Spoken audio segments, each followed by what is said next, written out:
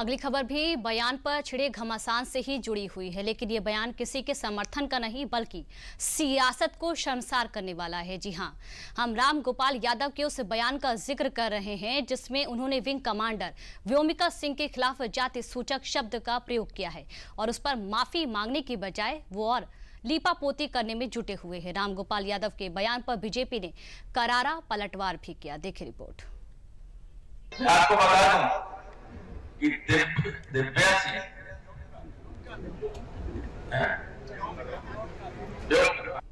व्योमिका सिंह हरियाणा की। सियासत में बयानों से सत्ता के शिखर का सफरनामा भले न तय हो, लेकिन बयानों का दांव उल्टा पड़े तो शिखर से सिफर पर आते देर नहीं लगती है। इसलिए जब एक मंझा हुआ नेता बोलता है तो तराजू के पलड़े पर उसका नफा नुकसान भी तौलता है। राम गोपाल यादव को तो ये भी नहीं कह सकते कि वो सत्ता की मदहोशी में चूर हैं। तो क्या ये सत्ता से बेदखल होने की बौखलाहट है? लग तो ऐसा ही रहा है। आईएएफ अफसरों की जाति पर सवाल करने के बाद जब बवाल मचा, राम गोपाल यादव ने सफाई तो पेश की, लेकिन वो चोरी करके सिनाजोरी करने जैसा ही था। राम गोपाल यादव ने एक्स पर शेयर की गई पोस्ट में लिखा है कि यूपी में जहां धर्म, जाति और वर्ग देखकर लोगों पर फर्जी मुकदमे लगाए जा रहे हैं, जाति धर्म के आधार पर एनकाउंटर किए जा रहे हैं, जाति धर्म के आधार पर गैंगस्टर लगाकर संपत्ति जब्त की जा रही है, व्योमिका सिंह जाट हैं इसलिए उन्हें गाली दी जा रही है, मेरा पूरा बयान बगैर सुने ही ट्वीट कर दिया है, मीडिया चैनलों से मुझे कोई शिकायत नहीं क्योंकि उन सभी को विश्वास नहीं। राम गोपाल यादव के ट्वीट में कहीं भी नहीं लग रहा है कि उन्हें अपने दिए बयान का जरा सा भी अफसोस है। उल्टे वो यूपी सरकार और मीडिया पर ही सवाल खड़े कर रहे हैं। केशव प्रसाद मौर्य ने राम गोपाल यादव के इस ट्वीट का जवाब भी दिया है जिसमें राम गोपाल यादव यूपी में धर्म, जाति और वर्ग को देखकर मुकदमे लगाने के आरोप लगा रहे हैं। ये काम समाजवादी पार्टी की सरकार के समय होता था। जब समाजवादी पार्टी की सरकार होती थी तो विशेष तौर से हिंदू त्योहारों के समय बिजली गायब हो जाती थी। हिंदू धर्म यात्रा जो चलती थी, तीर्थ यात्रा जो चलती थी, चाहे वह कांवरियों की यात्रा हो, चाहे रामनवमी की यात्रा हो, चाहे दुर्गा नवरात्रि की पूजा का हो, ऐसे समय उसमें व्यवधान डालने का काम किया जाता था, चाहे होली हो चाहे दिवाली हो।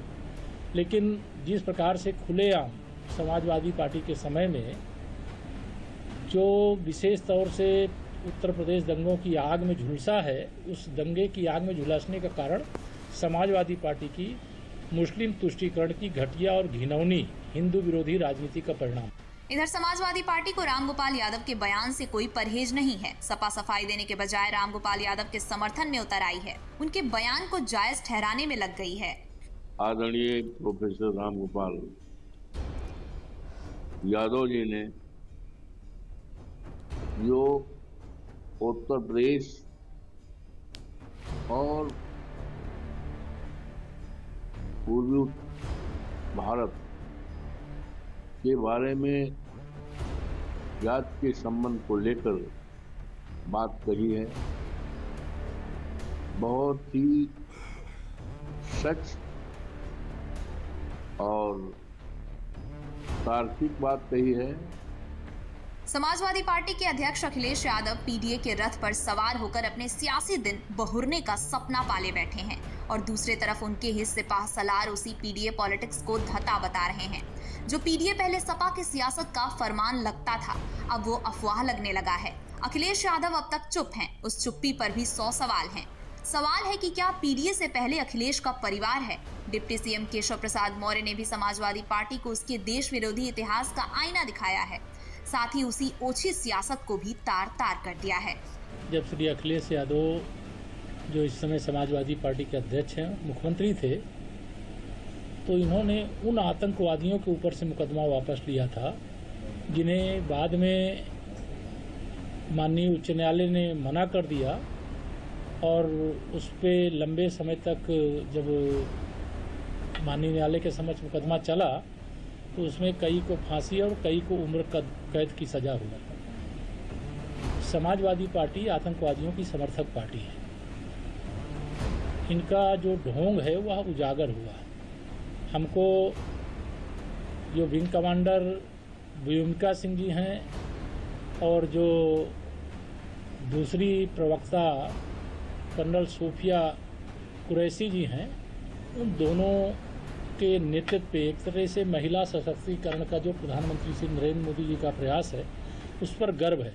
समाजवादी पार्टी ओछी राजनीति करती, घटिया राजनीति करती है। डिप्टी सीएम केशव प्रसाद मौर्य ने सपा के पीडीए के नारे को इशारे ही इशारे में महज एक छलावा बताया है। वो सपा पर दलित विरोधी होने का भी आरोप लगा रहे हैं, साथ ही तुष्टीकरण की सियासत के आरोप भी मढ़ रहे हैं। उसकी सोच सदा से दलित विरोधी रही है, सदा से आतंकवादी परस्त रही है, सदा से मुस्लिम तुष्टीकरण की राजनीति करने वाली रही है।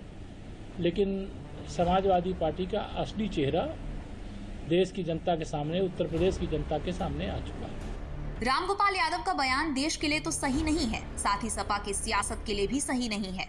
यूपी में साल 2027 में ही विधानसभा के चुनाव होने हैं। ऐसे में रामगोपाल यादव का ये बयान सपा को बैकफुट पर ला सकती है, क्योंकि ये बयान महज जाति का अपमान नहीं है, बल्कि उस बेटी का भी अपमान है जिसकी बहादुरी के बाद देश की जनता ने अपने सराखों पर बिठा रखा है।